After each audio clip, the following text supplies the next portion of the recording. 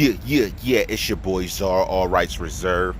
Let's get into this. Shout out to 24K Info, if that's how you say your name. Yesterday, you slid through Czar's comments, gave me respect on what I said. You're not the only one. I'm going to get to it. Shout out to everybody, the greatest nations, United Nations, your favorite rappers time, your favorite movie stars time, your favorites time. They don't do it like we do it. We age like fine wine. Let's get into this. Holla at me. Micheal Boatwright is going to be in a situation where he's questioning individuals. Let's get into this. Now, let me talk to you about this. There's going to be a few ways this is going to work, okay? See, and I always give this type of information. What you got to understand, this lawyer is trying to catch a slip up. His goal is that he read those testimonies and he's seeing if Micheal Boatwright proves true or these witnesses he's questioning proves true. There is going to be one specific moment that they will not understand is going to be the make or break of the situation. It is going to be the make or break of the situation. Hear me out. They are trying to get you to slip up. And this lawyer, guys, he is incredible. He put it this way. If he wants to do something, he usually gets it done. So if you defeat this lawyer, you're defeating somebody who is mastermind status. See, they know where they want you to slip up. They know what they want you to say. Their goal and their dance is no longer about freedom, more so than it is proving something that may be off. There's a strong...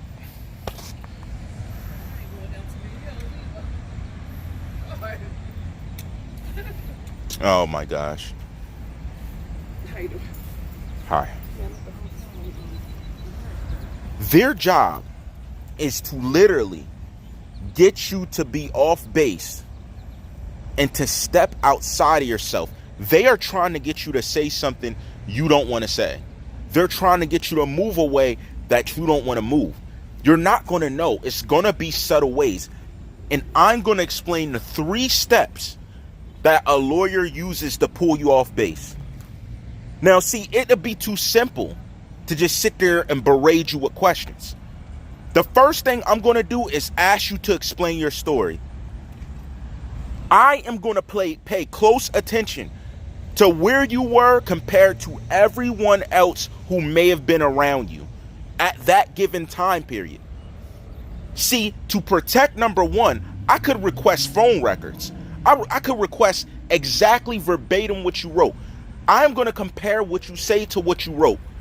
That's the foundation. That's the foundation I'm going to look at in order to look at what it is that you're actually doing. That's the baseline. So I'm going to look at what the bottom line is, the foundation, what you wrote happened, what you're saying out your mouth. The next thing I'm going to do is compare it to someone else. Well, weren't you two together? Wait, you said this time you were doing that. You said this time you were doing that. How did that occur if you met up at this time and this is that distance? That is how dangerous number one is. Number one always gets somebody, but you do not shake at that point because I'm trying to get you at number one to get you into number two. Number two is going to be where I paint the narrative of what I actually think you may have been doing.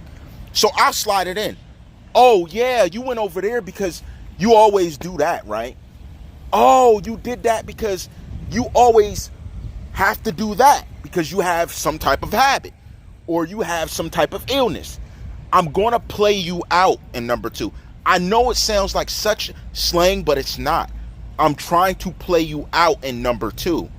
That means play you out of your character. I want you worked up. I want you feeling some sort of way.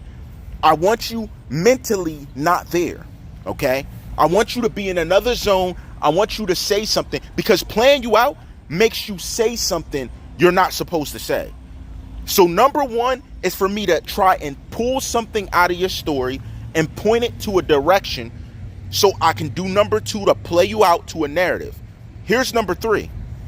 The third thing I'm going to do if I'm questioning you as a lawyer. See, Because if you get caught up in number one, which 99% of you are, you're not gonna, it's very rare you repeat exactly what you said in the story.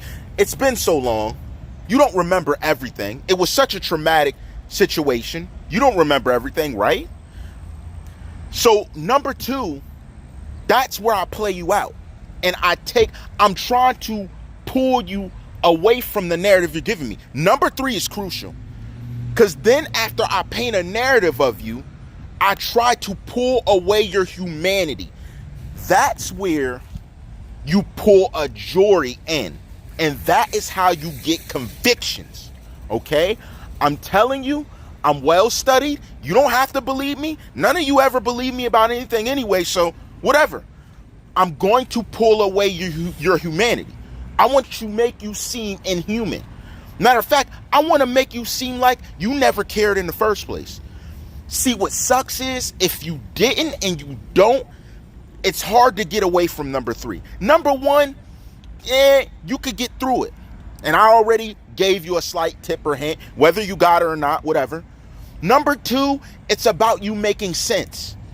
You getting when they're trying to play you. Number three, if they play you to the situation and show your true humanity, you can't hide that.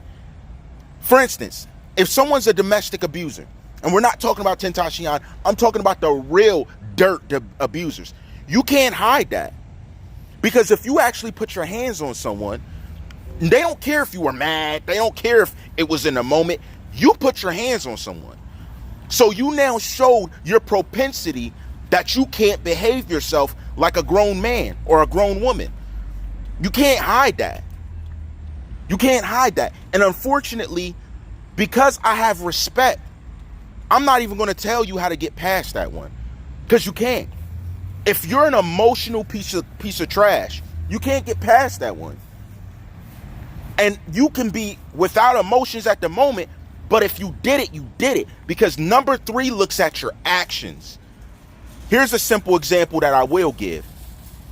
If I said that I seen him right before he left, I knew he was getting the money, it's when they start looking at my life and seeing that I'm down and broke, it's not going to be hard if I stole someone's credit card, was a thief, and spent it on something. You could try and hide it, sit it back like a little sissy on the couch or whatever you do, like put it back in a purse. Like, these dudes do all type of things, man. I'm telling you, they do they all types of suckers. I'm telling you. You can't hide the fact you're a broke loser, and you did that. Because if they didn't spend the money, that's a federal case. It doesn't matter how long. Listen, there's like 15 years on cases like that. Card fraud, stealing, thieving, those type of things. And what we're talking about is money. So when we're talking about a bag of money, if they didn't match up the serial numbers to the blatant money, it's not a card. A card's simple. If your fingerprints have ever been on it, if they ever catch you on camera, the date that you spent that money is on camera. So if that goes to a federal agent, you're done. You're always going to be on camera spending it at that time. The other person wasn't with you, which means you had no authority to spend it if they said you didn't. That's why guys are dumb with that credit card stuff. I don't know why they steal stuff like that. Like, you're extra lame when you steal credit. You're a fucking... That's when you get rocked. Because you're dumb.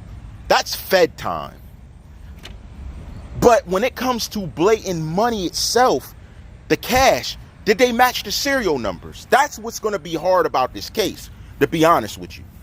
And what the lawyer's going to do, he's going to bring out your humanity and show you really aren't who you say you are. And this will always work on someone who's disingenuous when you're a good lawyer. You'll never lose here. You can't hide your actions. You can't hide your behavior. You can talk out your mouth, but if all you do is speak out your mouth and you don't behave that way, it's never going to work. That's why everybody drowns round three. That's where they're trying to get you to. So step one, I'm literally going to look for holes in your story to say, look, we don't think you were there. I thought you were here. Step number two, I'm going to play you out the narrative. Well, you were doing this, you were doing that. And here's the dangerous thing. A lot of clowns like to get others involved and lie and say, oh, no, I was there. Oh, no, I seen them doing that. If you've ever done that, you know there's no end to the fact you lied for them on a stand. A lot of dudes like, oh, I lied for them, vouch for them. You could get hit a few years later and get 10 to 15 for lying on the stand for someone. You know that, right? Most of y'all probably don't know that. Like, I mean, these guys are so dumb. I mean, they're dumb. Like, and they think, oh, no, we got out that situation. That's not how it works, dummy. If something else comes up and it shows you lied, which led to a violent situation or something bad happening, you're held liable with that person. See, these guys, they don't think. They really don't. So number 3, they are going to make you seem less human. Once that happens, you're done. How to beat it all, I'm not going to tell you. Does Czar know? Has Czar before? I'll leave it up to your imagination. But I will say this. If you...